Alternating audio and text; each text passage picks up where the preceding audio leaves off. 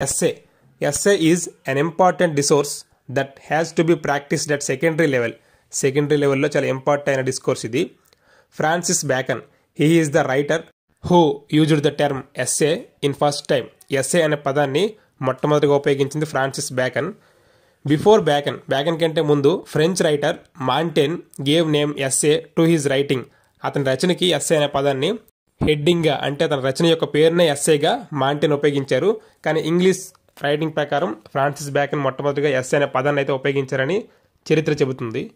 Every essay has 4 important parts: the title, introduction, body, conclusion. ప్రతి ఎస్సేకి 4 important parts ఉంటాయి. The title ఉంటుంది, introduction ఉంటుంది, బాడీ ఉంటుంది, కన్క్లూజన్ ఉంటుంది. The title, it is the first thing that the reader sees when he or she gets our paper. మన పేపర్ని లేదా మన ఎస్సేని చూసినప్పుడు మొట్టమొదటిగా చూసేది the title. The title is not so good, we can be sure that he or she will lose interest in reading that essay. ఆ essay మీద ఇంట్రెస్ట్ కలుగజేసేది కూడా ద టైటిలే. Introduction, second part. Another thing that we need to know about writing an essay is to come up with the perfect introduction for our essay. Introduction కూడా సరిగ్గా ఉండాలి. ఆ essay ఎందుకు మనం రాస్తున్నామో కూడా ఇంట్రొడక్షన్లో పూర్తిగా తెలియపరచాలి. Introduction our essay will give us the best foundation and make it easier to convince the reader that truly know what we are writing about. మనం దేని గురించి రాస్తున్నామో ఆ రీడర్కి తెలియాలంటే ఇంట్రొడక్షన్ అనేది, ఫౌండేషన్ అనేది కంపల్సరీగా స్ట్రాంగ్గా ఉండాలి. Next, the introduction or introductory paragraph consists of the following elements. The hook sentence. The hook sentence ఎందులో ఉండాలంటే ఇంట్రొడక్షన్లో, the purpose of this sentence is to capture the reader's attention. ఆ రీడర్ యొక్క అటెన్షన్ని మన ఎస్సే వైపు తెలియపరిచేదే the hook sentence. There are 6 ways to write hook sentence. ఈ హుక్ సెంటెన్స్ రాయడానికి 6 రకాల మార్గాలు ఉన్నాయి. ఒకటవది రిటారికల్ క్వశ్చన్, రెండవది కొటేషన్, మూడవది ఎనాలజీ, నాలుగవది ఎనక్డోట్, ఐదవది డిస్క్రిప్షన్, ఆరవది ప్రొవోకేటివ్ అసెర్షన్. ఈ 6 కూడా హుక్ సెంటెన్స్ రాయడానికి మార్గాలు. ఈ హుక్ సెంటెన్స్ ఎందులో ఉంటుందంటే introduction. The thesis statement. The purpose of the statement is to tell the reader what they should expect to learn, understand or agree with while reading the essay. Essay చదువుతున్నప్పుడు ఏం expect చేయొచ్చు, ఏం అర్థమవుతుందని తెలిపేదే ఈ thesis statement. ఇది కూడా ఇంట్రొడక్షన్లో ఉంటుంది. Next, the plan of action. It is a brief listing of the main points the essay will cover. Essay అనేది దేన్ని కవర్ చేస్తుందో మెయిన్ పాయింట్స్ని రాసేదే the plan of action. This is not place to include specific details. Specific details ఇందులో ఇవ్వాల్సిన అవసరం కూడా లేదు. Next, transition sentence leads the reader into the body of the essay. Body of the ఎస్సేకి తీసుకెళ్ళడానికి ఉపయోగించేదే ఈ ట్రాన్సిషన్ సెంటెన్స్. ఈ 3 కూడా ఇంట్రొడక్షన్ పార్ట్లోనే ఉంటాయి. Next, body. ఇది third part. The body of the essay includes the literature review, the discussion points, the analysis of the information, all the subject area. Subject తగినట్లుగా literature review, discussion points, analysis కూడా ఉంటుంది బాడీలో. This must be articulated and supported with relevant evidence.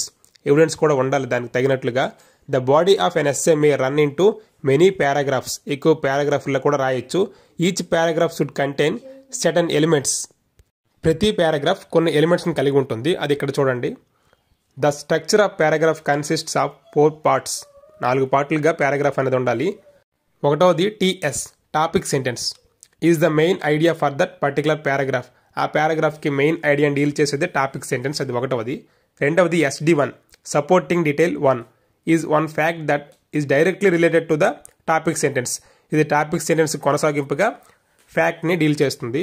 It provide more details, description about the topic sentence. Topic sentence గురించి ఎక్కువ information ఇది ఇస్తుంది.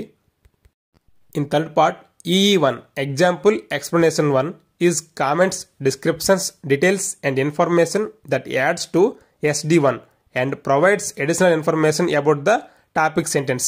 అంటే topic సెంటెన్స్కి మరి SD1కి కొనసాగింపుగా ఎక్కువ కామెంట్లని, డిస్క్రిప్షన్ని, డీటెయిల్స్ని ఇస్తుంది EE1, ఎగ్జాంపుల్ ఎక్స్ప్లెనేషన్ 1.